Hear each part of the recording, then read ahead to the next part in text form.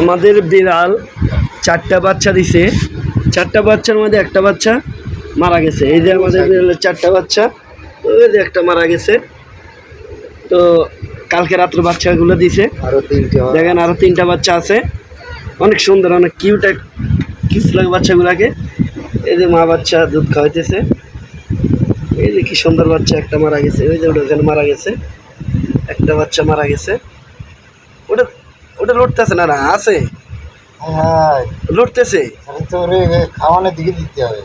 হ্যাঁ হ্যাঁ, এই যে মারা জানে সরি, এখনো বেঁচে আছে। ও দুধ খাইতে পারতেছে না। ওই যে কন্যারা আছে, আর এই যে 3টা বাচ্চা, 2টা এক কালার, 2টা এক কালার, 2টা হচ্ছে সাদা। হ্যাঁ, আমাদের বিড়াল আরেকজনকে দেখাচ্ছে কেন? আমাদের বিড়াল 4টা বাচ্চা দিয়েছে। দেখাই না, প্রথমে দিল 3টা বাচ্চা, এবার দিয়েছে 4টা বাচ্চা। এই যে কি সুন্দর শুয়ে আছে।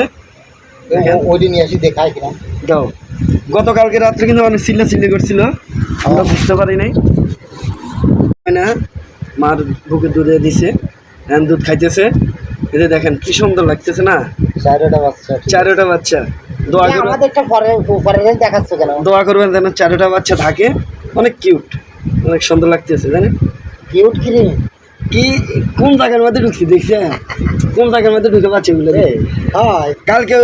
কালকে আমি ওরে ভাত দিছিলাম, ভাত খাই নাই। কালকে রাত্রেও ভাত দিছিলাম, খাই নাই। শরীর খারাপ ছিল, অসুস্থ ছিল, এই কারণে খাই নাই। তো দেখেন কি সুন্দর বাচ্চা। সবারই একটা মাতৃত্বে একটা যন্ত্রণা আছে, কষ্ট আছে। আসলে মানুষের কষ্ট প্রকাশ করতে পারে, কিন্তু পশু পাখি কখনো কারো কষ্ট, তাদের কষ্টটা তারা প্রকাশ করতে পারে না। তারা নীরবতায় থাকে, তারা নীরবতায় কষ্টটা প্রকাশ করে। কিন্তু তাদের কষ্ট যারা বোঝে তারা বোঝে, আর যারা বোঝে না তারা কিন্তু তাদেরকে অবহেলা করে।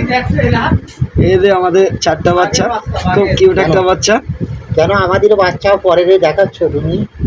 তো বন্ধুরা কেমন হলো জানাবা, আর বাচ্চাগুলোর জন্য দোয়া করে দেন, তারা ভবিষ্যতে অনেক ভালো একটা পদে যাইতে পারে, ভালোভাবে প্রতিষ্ঠিত হতে।